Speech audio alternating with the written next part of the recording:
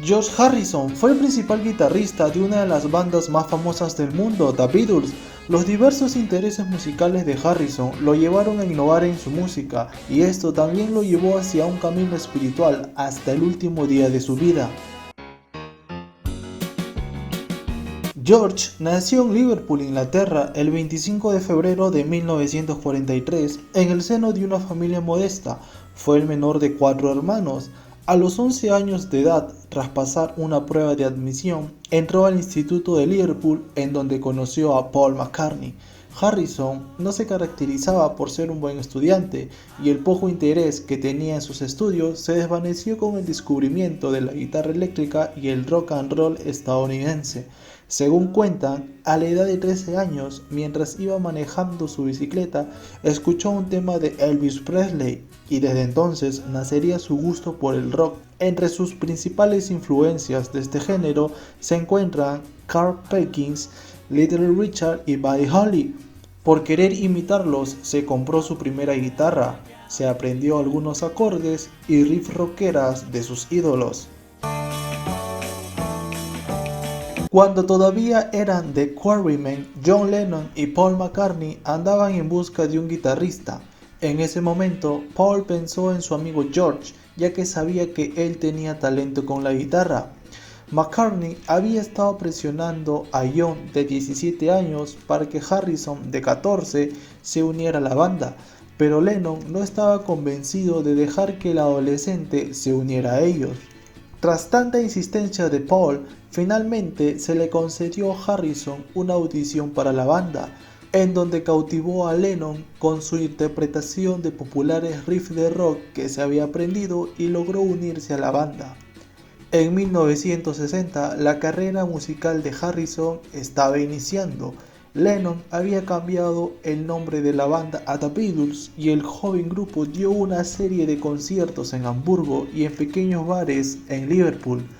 Luego de 2 años, el grupo consiguió un nuevo baterista, Ringo Starr, y un representante, Brian Epstein, que finalmente consiguió un contrato para The Beatles con la compañía discográfica EMI. Antes de finales de 1962, Harrison y The Beatles tuvieron un éxito rotundo con su tema Love Me Do, y a principios del año siguiente se produjo otro gran éxito, Please Please Me, seguido del álbum de ese mismo nombre. La Beatlemanía había llegado y estaba en su apogeo por toda Inglaterra, y a principios de 1964 en Estados Unidos, con el lanzamiento de su álbum en ese país y una gira por sus estados. Conocido en gran medida como el Beatle silencioso, Harrison ocupó un segundo plano ante Paul McCartney y John Lennon, y en cierta medida a Ringo Starr. A pesar de la imagen de Beatle tranquilo, la mayoría de compañeros y amigos dijeron que no era para nada así.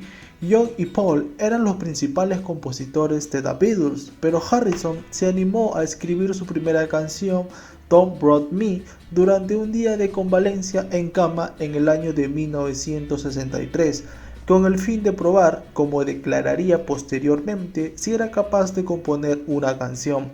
Esta canción apareció publicada en el álbum White The Beatles en el año de 1963.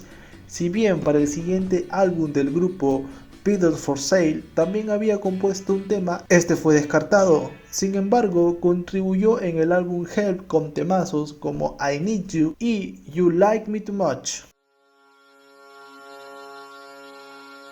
En 1965, mientras estaba en el set de la segunda película de The Beatles titulada Help, Harrison se interesó en algunos de los instrumentos orientales y en sus arreglos musicales que estaban siendo utilizados en dicha película. Pronto desarrolló un profundo interés en la música india. Harrison aprendió el sitar y lo utilizó en la canción de John Lennon, Norwegian Wood, llegando así la melodía de este instrumento a muchos oídos occidentales. También cultivó una relación cercana con el famoso músico de sitar Ravi Shankar en el año de 1965, y pronto quedó fascinado con el especial sonido de su música y de sus pensamientos. También se podría argumentar que la experimentación de Harrison con diferentes tipos de instrumentos lo ayudó a allanar el camino para álbumes innovadores de los Beatles como Revolver. Un importante momento en la vida de Harrison fue el uso de psicodélicos, drogas como el LSD, que lo tomó en un trago en el cual le habían echado esa sustancia.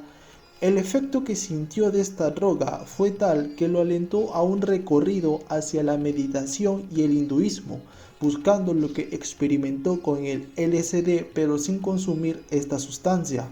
Con el tiempo, el interés de Harrison en la música india se extendió a un anhelo de aprender más sobre las prácticas espirituales orientales.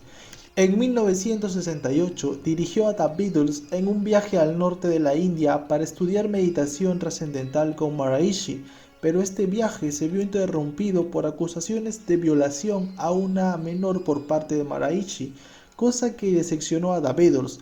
Por este motivo, Lennon le compuso una canción a Maharishi. El tema llevaba el nombre de él, pero Harrison insistió a que cambiara el nombre porque no quería ofender a Maharishi. Finalmente Lennon accedió y lo cambiaron a Sexy City. A medida que transcurría el tiempo, las composiciones de Harrison fueron cada vez más notables, pasando de un segundo plano a competir directamente con las composiciones de Lennon-McCartney en material de calidad. Entre el año de 1963 y 1970, los temas más icónicos e importantes escritos por Harrison para la banda fueron Why My Guitar Gently Weeps, Something y Here Comes the Sun.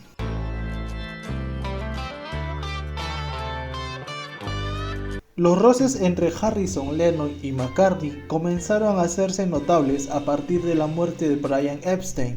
Habiendo crecido espiritual y musicalmente desde que el grupo comenzó, Harrison sentía las molestias de incluir más de su material en los registros de The Beatles. Estaba claramente incómodo por el dominio del grupo Lennon-McCartney. La incomodidad llegó a su pico más alto durante las sesiones de grabación de Let It Be en 1969. Paul estaba ensayando su canción y George lo interrumpió improvisando con su guitarra sobre este tema.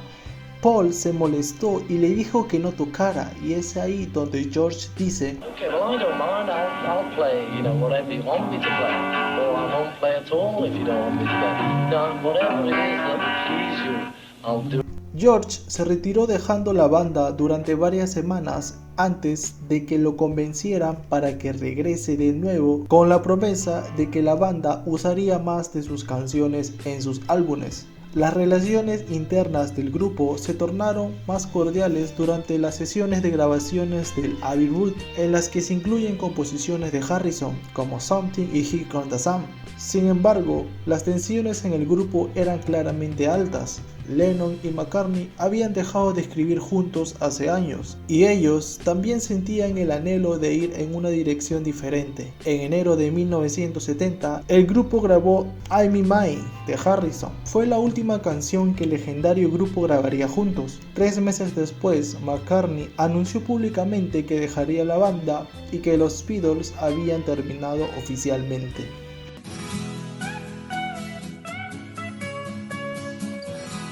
Después de la separación de The Beatles y 2 álbumes poco importantes durante su época Beatle, Harrison ya en solitario lanzaría su obra maestra, considerada por muchos como el mejor álbum en solitario de un Beatle.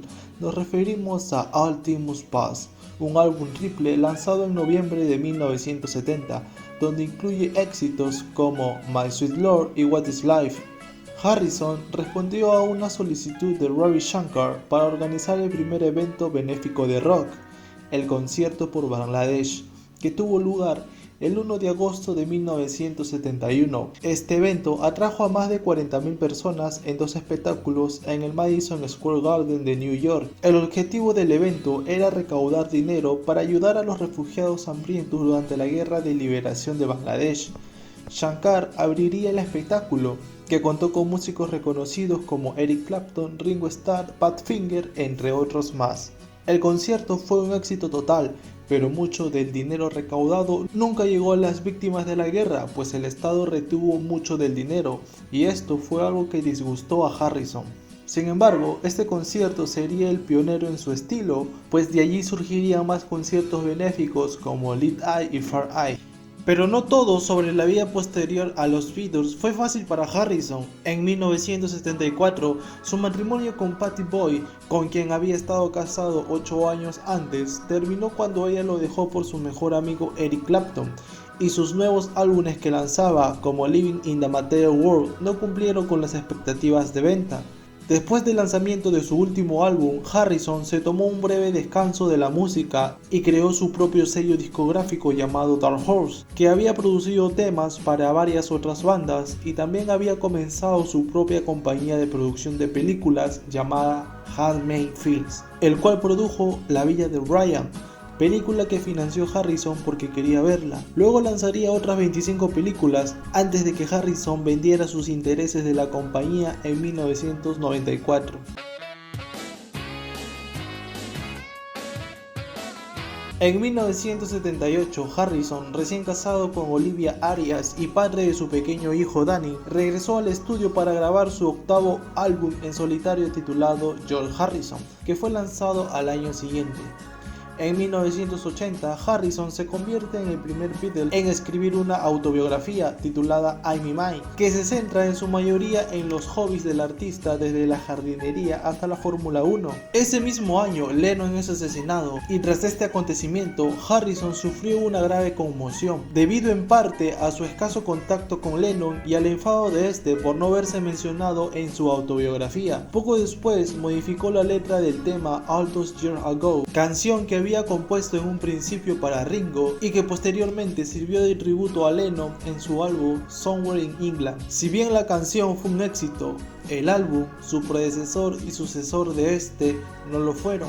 Para Harrison, la falta de atractivo comercial y las constantes batallas con los ejecutivos de música resultaron agotadores y provocaron que parara su carrera musical por 5 años. Pero una especie de regreso llegó en el año de 1987 con el lanzamiento de su álbum Cloud9, que contó con un par de éxitos. Entre los años 1994 y 96, Harrison se reunió con Starr y McCartney para la creación de un lanzamiento exhaustivo de 3 partes de The Beatles Anthology, que presentaba tomas alternativas, pistas raras y una demo de Lennon inédita. A partir de ahí, sin embargo, Harrison se convirtió en gran parte en una persona hogareña, manteniéndose ocupado en la jardinería y sus autos en su extensa y restaurada finca de Inglaterra.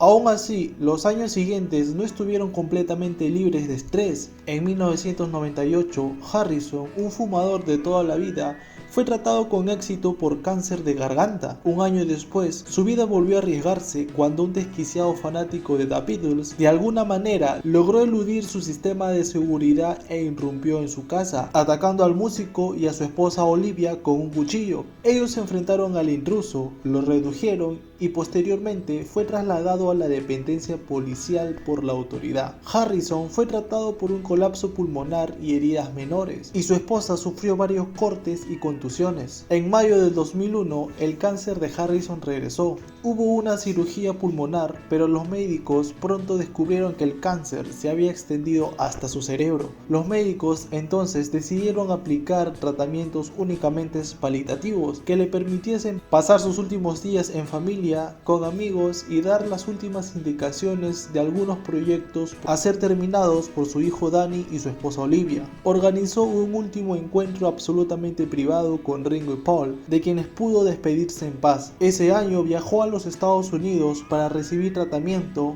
y finalmente aterrizó en el centro médico en Los Ángeles. Harrison murió el 29 de noviembre de 2001 en la casa de un amigo en Los Ángeles con su esposa e hijo a su lado. El álbum póstumo de George Harrison, Brainwash, una colección de canciones en la que había estado trabajando en el momento de su muerte, fue completada por su hijo Danny Harrison y publicada el 18 de noviembre del 2002. recibiendo críticas positivas y alcanzando el puesto número 18 en la lista de álbumes de Billboard. El 29 de noviembre del 2002, conmemorando el primer aniversario de su muerte, McCartney, Starr, Eric Clapton y su hijo participaron junto a otros músicos en el concierto para George celebrado en el Royal Albert Hall de Londres. El 14 de abril de 2009, la Cámara de Comercio de Hollywood homenajeó póstumamente a Harrison con una estrella en el Paseo de la Fama ubicada frente al edificio de Capitol Records. En septiembre de 2007, el cineasta Martin Scorsese anunció que dirigiría una película sobre la vida de Harrison, titulada Harrison viviendo en un mundo material. El documental fue lanzado en 2011, que es muy bueno y recomiendo que lo vean. Sin duda que al hablar de George, fue hablar de un hombre espectacular. Cada aprendizaje que tuvo en su vida nos la trató de compartir a través de su música. Nos quería dar paz, nos quería dar libertad y nos quería dar amor. Espero este video te haya ayudado a conocer un poco más a George y te animes a ir más allá. Y recuerda que aunque el invierno sea muy largo, al final siempre vendrá el sol.